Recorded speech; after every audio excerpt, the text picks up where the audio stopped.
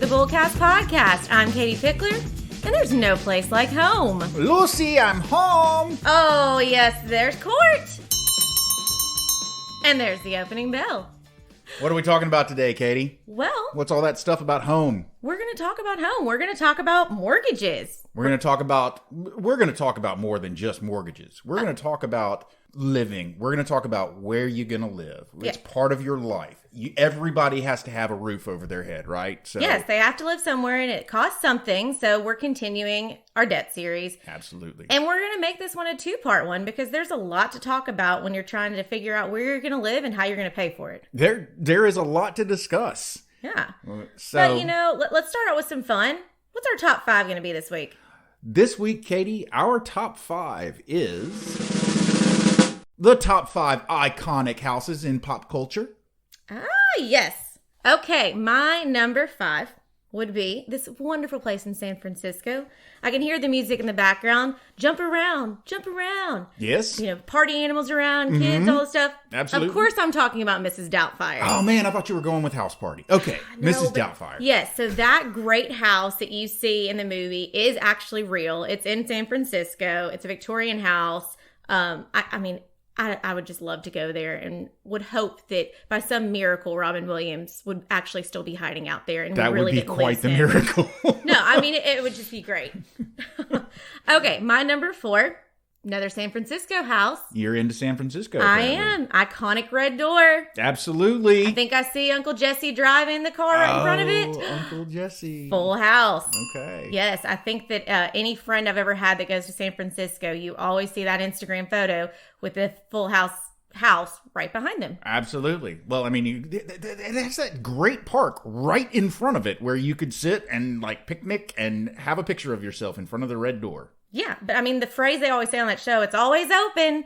Pretty sure the current owners probably would not agree with that. There's a house in Memphis, side note. There's a house in Memphis where The Firm was filmed. Yeah. Tom Cruise movie. Uh-huh. That house was in my parents' neighborhood. The people that bought it after that movie was filmed completely redid the outside because they got tired of people coming by and taking pictures in front of it. So you cannot, you will not be able to find the house from The Firm if you are in Memphis. If you own an iconic house, you have to know that you're going to get fans. You're going to get people to take pictures, and Absolutely. you either embrace it or you have to change it completely. So what's another iconic house where people might want to take pictures? Yeah, my number 3 would be Home Alone.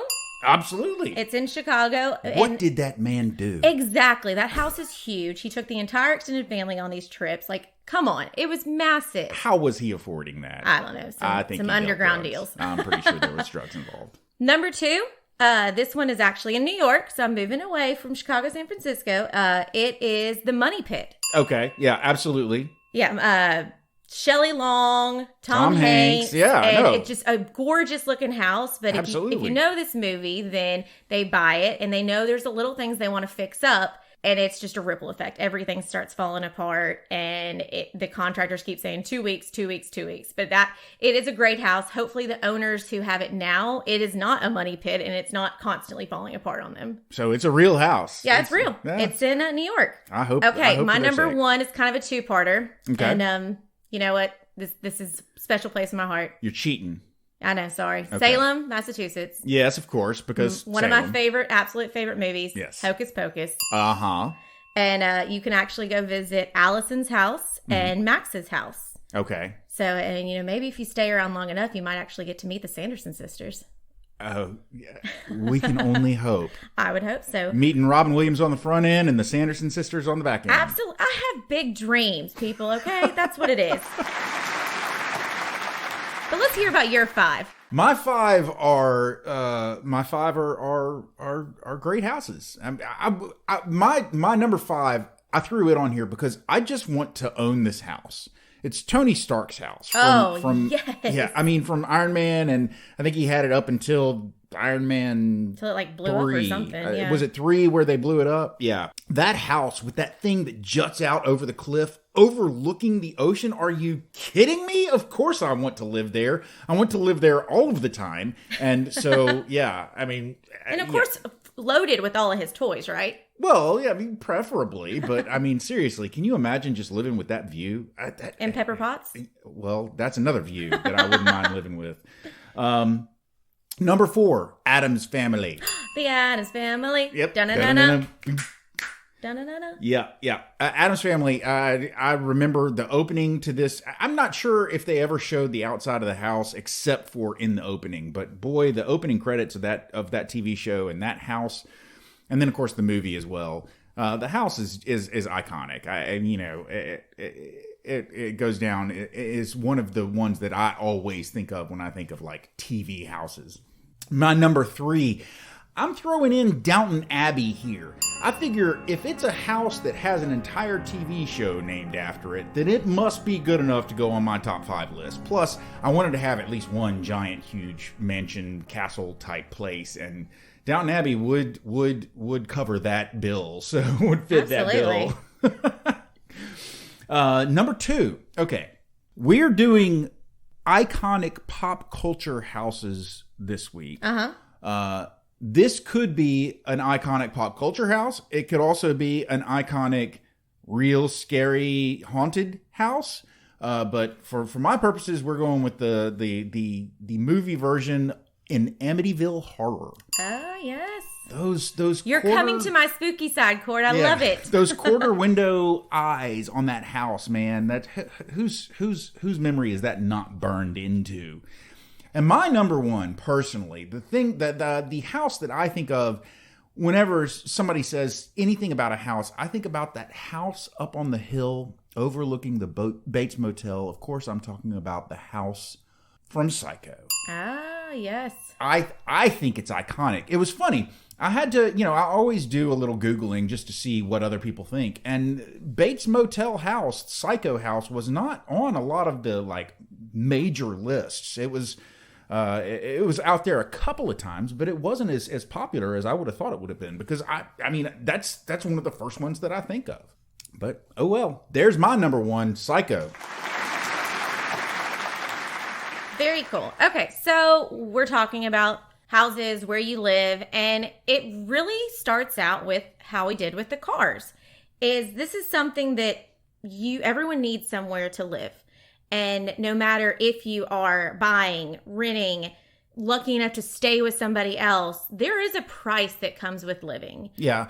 So if you think about it, everybody has their dream house. Everybody has that house that they'd love to live in. Hell, I mean, we just talked about the fact that I'd like to live in Tony Stark's house. But you can't always necessarily afford your dream house. So you have to make a practical decision. Mm-hmm. You have to determine, Am I gonna live in a house? Am I gonna live in an apartment? And where am I working? What am I doing? So there are steps that go into this process of deciding where you're gonna live and what you're gonna live in. And it's a big deal. I mean, you think about like your big milestones in your life, and it's usually, where you go to college or what you choose to do after high school, and maybe those first big purchases of a car, something like that. But it's that first home, and really every home after that. That is such a huge financial step, and something that a lot of people dread, a lot of people get excited about. But it's a good debt in the sense that if you make the right decision on where you're going to live, it's something that most everybody will come around and have to make this decision. I mean, it is a debt. We are doing the debt series, buying a house, unless you just have a couple of mil sitting in the bank that you can just, toss a few hundy toward a house that you want. Unless you really are in a very, very fortunate position, you're probably going to go into debt to get a house. You're going to. And so that's why we're fitting this into our debt series. But at the same time, this is an expense you're going to have regardless. Everybody has to live somewhere. Yeah. And most places where you live, unless you live on a commune, you got to pay to live there. So everybody is going to have this expense, this living expense of having a roof over their head. So yes, it is a debt, but it's also, it's an expense. It's something that you're going to have to pay. So make it work for you, right? Yeah. Everyone wants to live that American dream. They want to have that house. They want to, move out of their parents' house or move out of the apartment or whatever it may be. But it's like with the car. Okay, let's think about it. We decide we want a house. What is its function? Is it just you? Or do you have a dog, so you need a yard? Mm-hmm. Do you have a family that's going to maybe be growing? Is it younger kids? What is the purpose? You've got to ask yourself these questions. Do you want to live in a busy city? Do you want to live close to work so you don't have to deal with having a car that's piling up with miles and gas and all of that? All that stuff, yeah. Are you one of those that wants to have tons of land and because you want to, on your weekends, start farming or growing things? I don't know what you want to do. Or raking leaves. Let me tell you, that's all you do when you have a bunch of trees is rake leaves year round. So, that's got to be part of the consideration as well. Yeah. Doesn't have trees. And I think there's steps with houses and with where you live. And most average people, I would think, they go from living in their parents' house and they, go to college, and more than likely they're, staying on campus or they've rented an apartment. Living in an apartment, maybe rent a house. Staying at the sorority or fraternity house. Yeah, it could be. And then they come wherever their job going to be. And, it may be temporary. So they have a temporary place to live. And then a lot of times you hear the term starter home. Yeah, absolutely. And so, I remember my starter home. Yeah, I know that when I moved back to Memphis after college and got my first big girl job, then I bought a house. And it was a huge step for me. But it was a great home for me. But then when I got married, it's like, okay, wait, let's think about the future. This would be okay for us. But by that point, I'd already made every inch of it mine. And I didn't want to share. So the best compromise was get something else. Start a new one. But that's the thing is you've got to be honest with yourself and ask the questions of what do you actually need? We're not talking about wants at this moment. Right. What do you need? Okay. How many bathrooms do you need? Mm-hmm. And think about the needs on the emotional and mental part of it as well. Because if you are a family of 4 and you have 1 bathroom, that could be tough. Yeah, that could be tough. Listen, I had an absolute dilemma the other day when I was watching Gilmore Girls because I was watching it on Netflix. You love your Gilmore Girls. I do, but it's a show that I watch with my wife and one of my daughters. So that's sweet. It's a thing. Anyway, I was absolutely freaking out because I was like, where is Rory's bathroom? I don't know if you remember Gilmore Girls, but Rory had a bedroom right off of the kitchen. I'm like, where the heck is her bathroom? So, presumably she had a bathroom. I don't know. Maybe she went upstairs and just shared Lorelai's bathroom. But imagine that's just 2 people. And it was critical to me to figure out, she must have a bathroom on the... Imagine if it was 4 people or 5 people. What are you going to do about guests if they are there and they need to go to the bathroom? Yeah. There was a bathroom on that ground floor, I found out. It was just, it was never really shown in the TV show, but... Are you on one of those, blogs that, tells you all the inside information about a show? My wife purchased my daughter a blueprint of Lorelai's house, and I looked at the blueprint because I wanted to know where the bathroom was, and there is a bathroom on the ground floor. Yeah. Well, and right now there's the epidemic with I don't know epidemic, but there's all these tiny houses.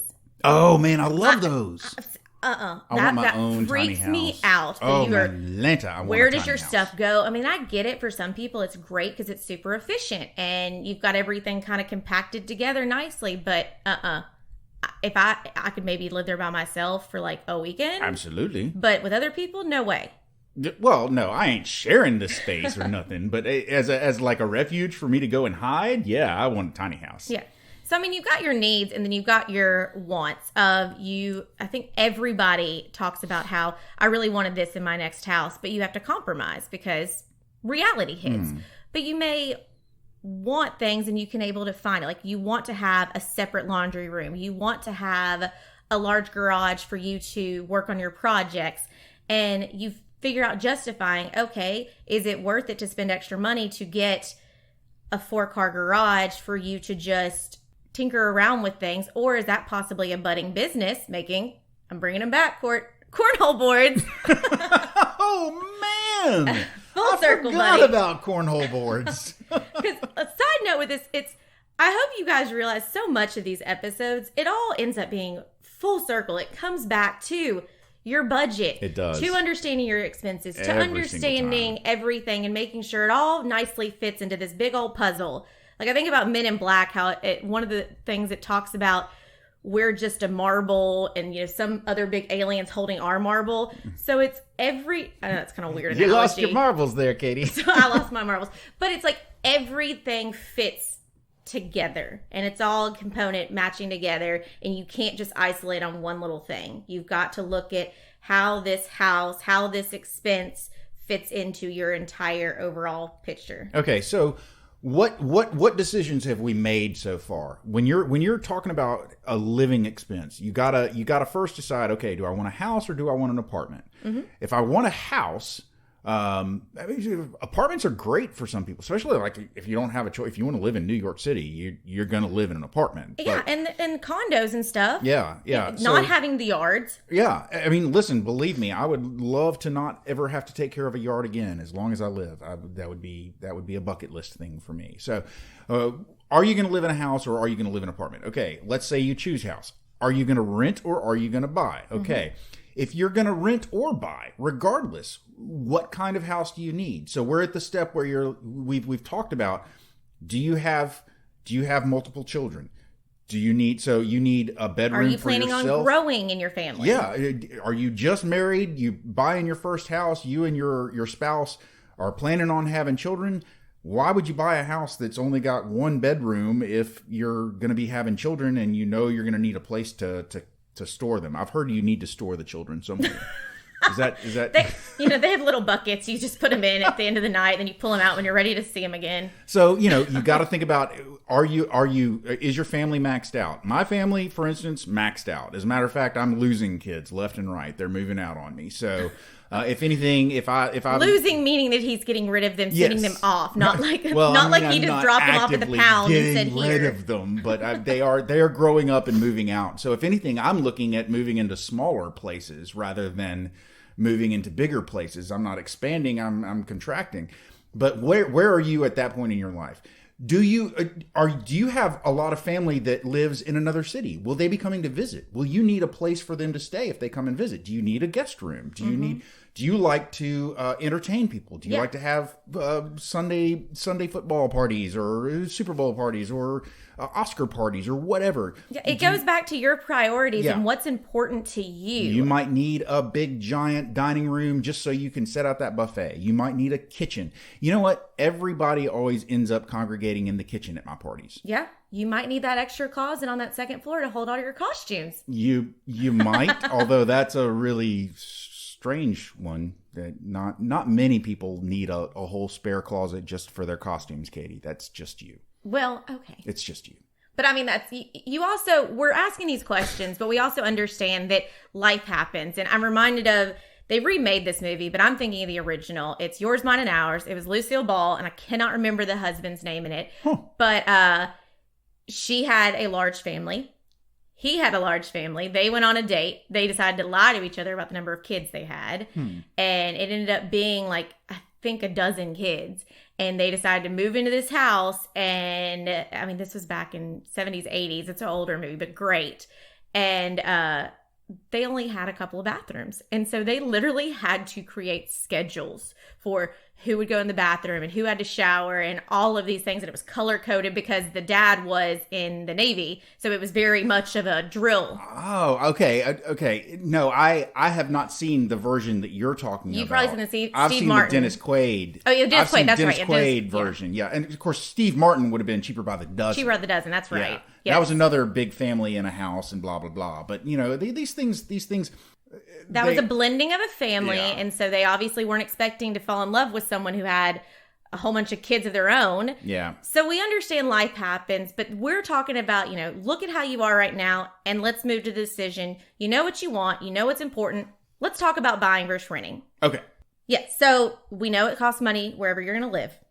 And we are not all as fortunate as Carrie Bradshaw, who had a rent-controlled apartment in New York City that was absolutely fabulous. For $700. Rachel and Monica, do you believe that apartment was ridiculous? Exactly. So, TV has lied to us. But let's talk about the difference of renting and buying. And, with renting, it's great, especially when you think about college. You're at college for 4 years, but who really puts down their roots and buys a house to go to college. So first thing to consider if you're trying to decide whether you're going to rent or buy is probably how long are you going to be there? Yeah. That's probably your first consideration. How long are you? Well, I guess your first consideration is, are there things available where you want to live that are available to purchase? Because that might eliminate all of your choices right there. If it's, again, I hate to go back to Manhattan, but if you want to live in Manhattan, you're going to be renting. Yeah. But let's assume that you have the ability to purchase wherever it is you want to live. Then the next question is, how long are you going to be there? Yeah. Yeah. I mean, and I think that a lot of people, you've got two sides of it, because I actually have a very good friend who's been renting for about 16 years, and she just now took the leap over to home ownership. I didn't realize it had been that long. 16 years. And wow. She loved it, in the fact that the reason she had to leave is because her rent went up. And that's the thing with renting is it's great for one of those that you've got a landlord you can call to fix the repairs. You're not having to deal with the quote unquote homeowner issues. Yeah. And yeah. I mean, that's a super big part of the consideration. It's a big part. She was a single girl living by herself, and it was one that was perfect for her. If her air conditioning went out, she just called her landlord and said, "Hey, come fix it." And a lot of people look at renting as you're throwing away money. And that's where you have to kind of look at the whole picture, because it works for her, but now the rent is not controlled anymore. It's costing more. So she had to make the hard step to move over to having a home. And now she's dealing with some of the reality we all experience of that first year having a home. And you feel like, oh my gosh, what do you mean I can't call somebody to come fix this stuff? But we are big proponents here at Pickler Wealth Advisors, Bullcast podcast group, that buying is good. We think it's one of those, if it fits in your budget, that's something you should do, because it gives you that sense of belonging to a community, that pride of ownership. And you can control more the cost, in the sense that you know what you got to pay. Yeah, your mortgage is not going to change. Your rent might go up, but your mortgage, if you do it right, your mortgage is not going to change. So yeah, I jumped the gun there. We're going to talk about that more in the next episode. Yeah. So, okay, we're looking at, we've assessed our finances. We've kind of gotten an idea of what we think we can afford. We're trying Y'all have done, everybody's listening has done their budget, right? You know what you're budgeted for your monthly living expense in terms of your actual house, right? Go pull it out of your handy dandy notebook in the corner. But handy dandy notebook. Yes. Man, we're calling back to Blue's Clues. That is some crazy stuff. Thank you. So, can you financially afford to buy? Boom. That is the question of the century.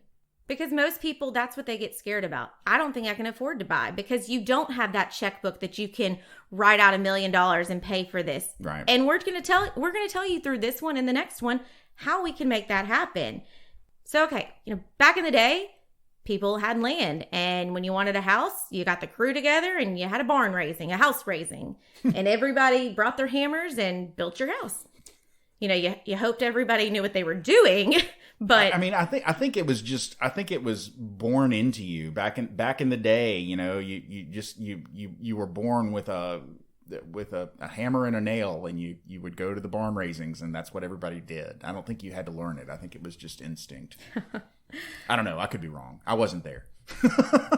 So in most cases, we're saying you can't pay for a house outright, and we don't want you to, if that you're taking cash away from what you may need for emergency, for regular things. I think that's an important point. I mean, listen, one of the points that we're talking about here is mortgage, and the fact that, if you want to, for instance, if your starter home is going to be a $200,000 home, let's say, you might have, if you're fortunate, you might have $200,000 that you've accumulated over the course of your life. You could have that much money. But do you really want to take your $200,000 that you probably have invested, that may be growing? Do you want to take that and lock it all up in what is definitely an illiquid asset? Yeah, because you can't chop off a part of your house to go pay for a new washing machine, right, or to pay for medical bills. It doesn't work that way. Right. So instead of taking your life savings and tying it up if you could tie it up all in just owning this $200,000 house. You have $200,000 over here. You could take it out over here and put it into this house. But then all of your money is tied up in this house. Or you could use other people's money. Mm-hmm. And that's what we're talking about, other people's money and mortgage. So I'm sure a lot of people know what it is, but just to cover our bases, a mortgage is a loan. It's made possible to buy real estate. And a lender fronts you the money that you need to make the purchase, and the creditor pays that money back plus interest in installments. And, today's world, it's usually a 15 to 30-year mortgage. So that's, in a nutshell, that is the basic of what a mortgage is. But the thing is, the mortgage has come a long way from what we know now. There's been some crazy stuff that's happened in the past that's brought us to what we deal with today. Mm-hmm. And all the elements that go into actually getting a mortgage, of the pre-approval, looking at your job and how much income you've got coming in, checking your credit score, making sure you have that money for a down payment. All of these elements are there for a reason, because of past mistakes. Mm-hmm. Yes. We are learning from the past. Well, people who don't learn from the past are doomed to repeat it, or something like that. Is that close to what the quote is? So, September 15th, 2008. A dark day. Well, I think I was at MTSU, and, I don't know what day it was. Probably, going to class or hanging out with football players. I don't know. I was in college, so did you hang out with football players a lot? I did. Wow. I would not have guessed that. So what were you doing on September 15th? I was probably crying somewhere. Crying tears of sadness. I had, in 2008, I had just graduated from law school. I had gone to law school because I thought it was the best route for me to make lots of dollars. And I graduated from law school in 2008. And I was struggling to find a job because nobody was hiring, because the world was on fire. The world was ending. It was all going to end. It was all going to heck in a handbasket. Yes. So what we're talking about is the financial crisis of 2008, the housing bubble. And I made the reference that I was in college because I was absolutely oblivious to what happened. And it really wasn't until recently that I've done this research and figured out, wow, The Big Short movie is a great movie to watch to really explain this, but we're going to kind of in a nutshell tell you guys what happened. So mortgages started back when commercial banks started. So they've been around for a long time. Sure. And there was a boom with housing after the war because the rise of the suburbs started and builders were building all these kind of cookie cutter houses.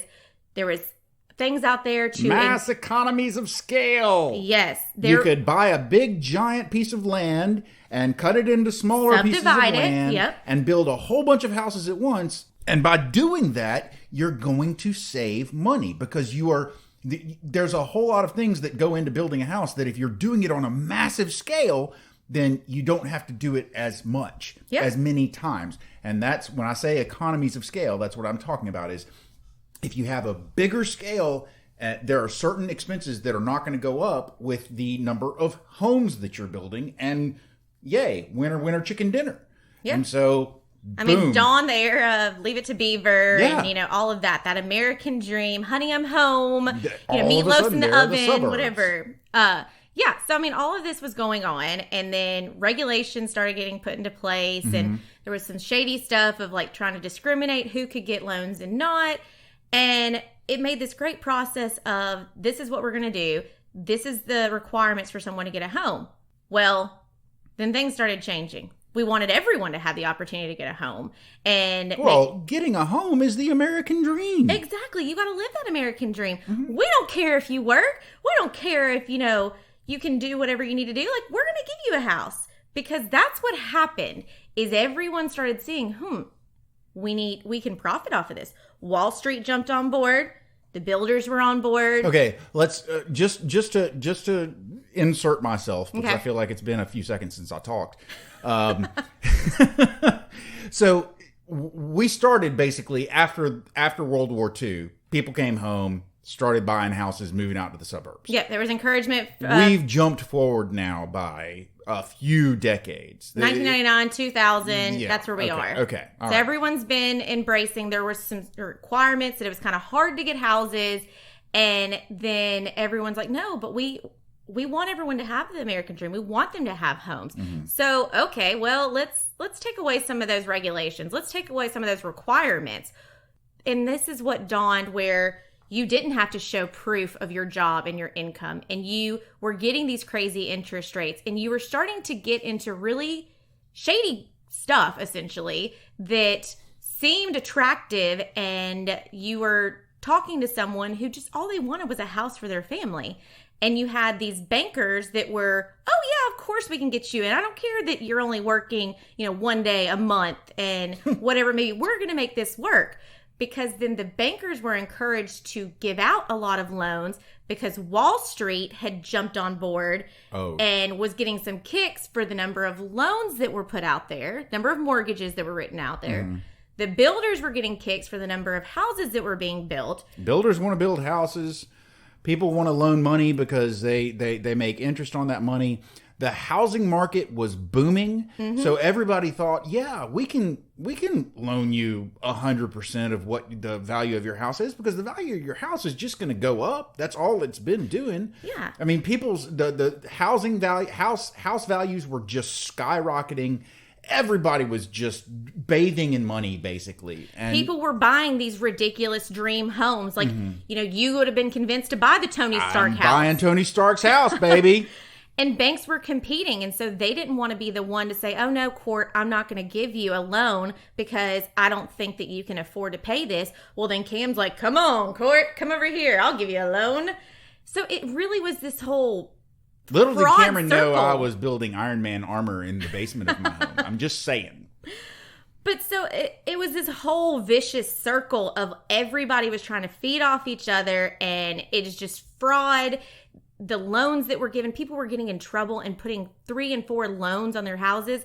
What we know today of the 20% down payment, the money you put down, they weren't doing that then. It may have been 0%. It may have been 5%. Say what we know today, that let's be clear, because we really haven't covered what we know today.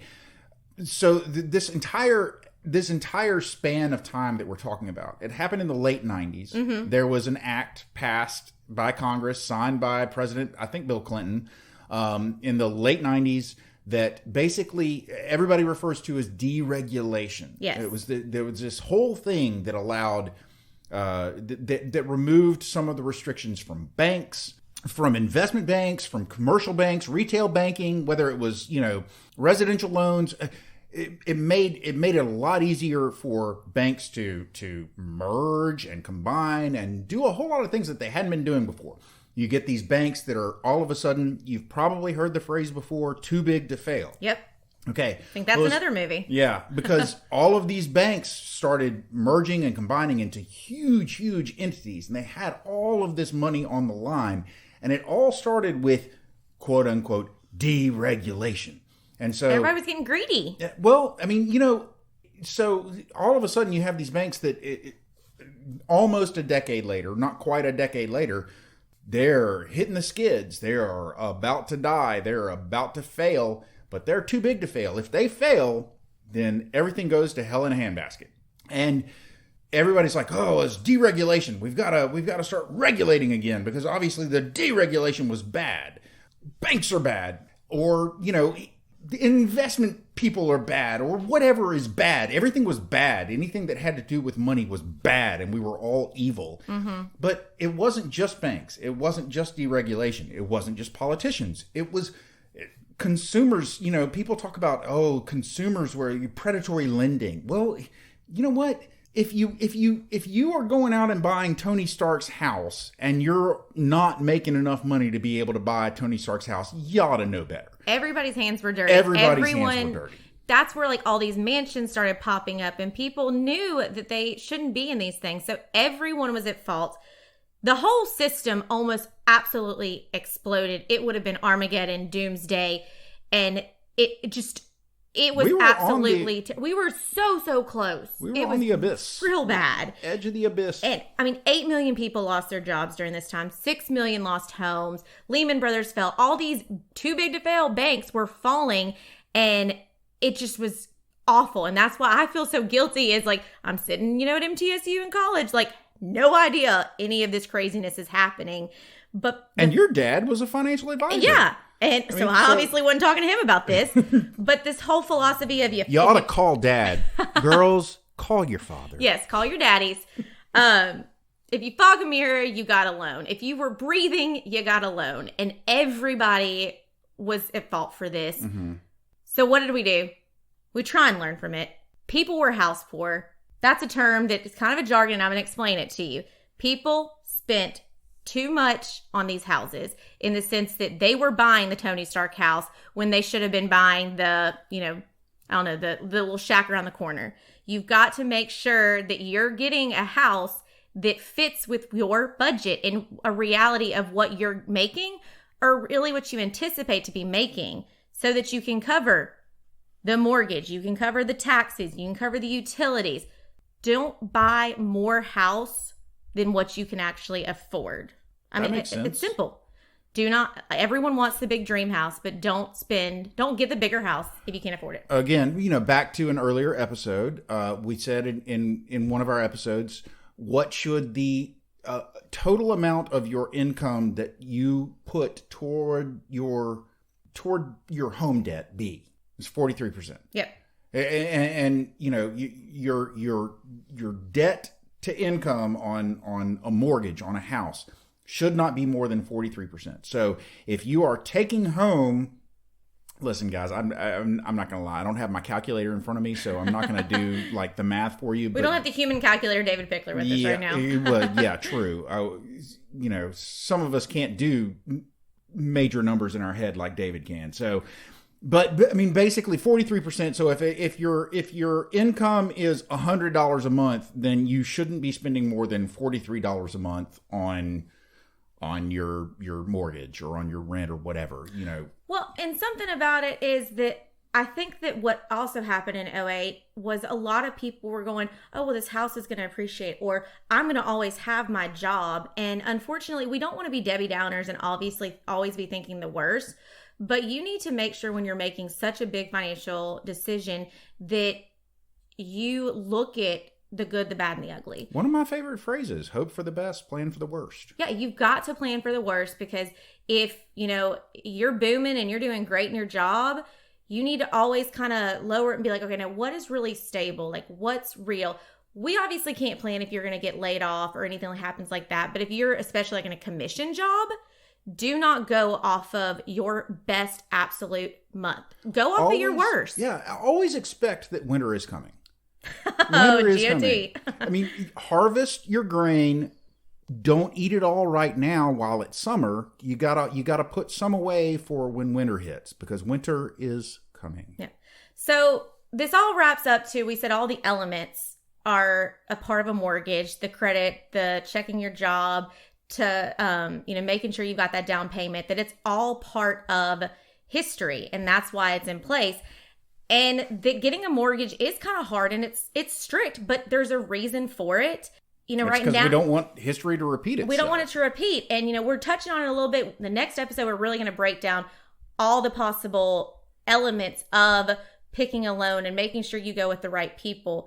But even right now with 2020, what's going on with the world, this pandemic, they're getting even stricter with it and making sure that they are finding those people that have good income and that do have a good credit score and that can put that money down.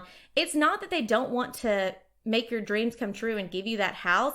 It's that these banks are trying to do their due diligence. They're trying to make sure that they are being good stewards for you and making sure you're not getting put in a bad position because they don't want that blood on their hands. They don't want to be the ones that can't go to sleep at night because they know that they let you get a mortgage on Tony Stark's house. Well, I mean, if somebody would let me buy Tony Stark's house, I'd give them a pass if I ended up going bankrupt just for even a few days living in Tony Stark's house. But that's bad financial advice, ladies and gentlemen. So that's just me. I would like to be Tony Stark. So we talked about a lot in this one. How history is very much a part of mortgages and where we are today about deciding about renting and buying. So I think it's time to do our bullseye. I think it's time to wrap it up and give them a bullseye. Katie, what is your takeaway for this episode? What is your bullseye?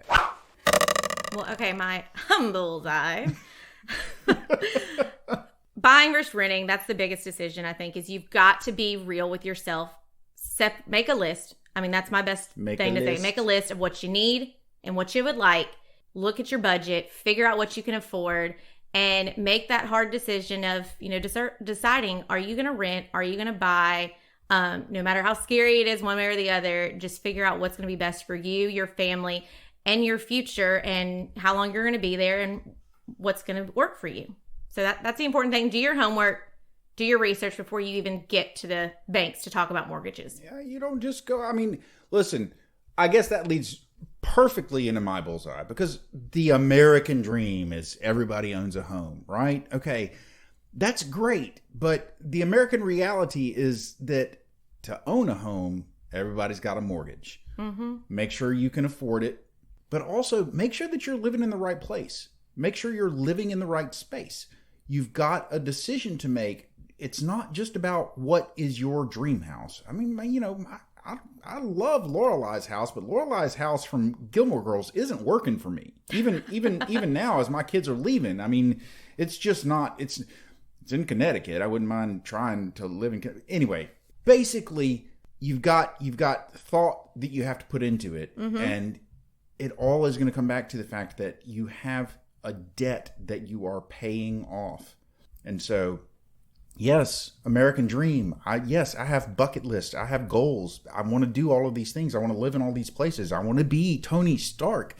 But I also have to pay for it. And that requires some forethought to make sure that I'm using my dollars wisely. Bullseye? Ladies and gentlemen, there is the closing bell. Ladies and gentlemen, if you enjoyed what you heard, then please, if you haven't already subscribed, go to your favorite subscription service and subscribe to our podcast. You can leave a comment. We'll be happy to reply. If you'd like to find out more about me and Katie, you can check out our website. That's bullcastpodcast.com. You can also leave us comments there, give us some feedback, give us suggestions for episode topics. We're always looking for those. You can also reach out to us on Twitter. Our handle is @BullcastPodcast. And if you just want to see some pictures of our beautiful faces, then check us out on Instagram. That handle is @BullcastPodcast as well. Finally, we've mentioned David in this episode. We've also mentioned Pickler Wealth Advisors. That's where we work in this episode. We mention it almost every episode. And if you'd like to find out more about David, you'd like to find out more about Katie, you'd like to find out more about me and about the rest of our amazing team, then you can go to picklerwealthadvisors.com. That's advisors with a what, Katie? With an O, not an E. That's correct. picklerwealthadvisors.com. That's with an O, not an E. I feel like I've given you enough to be going on with. So for now, I'm Court. I'm Katie. And we done.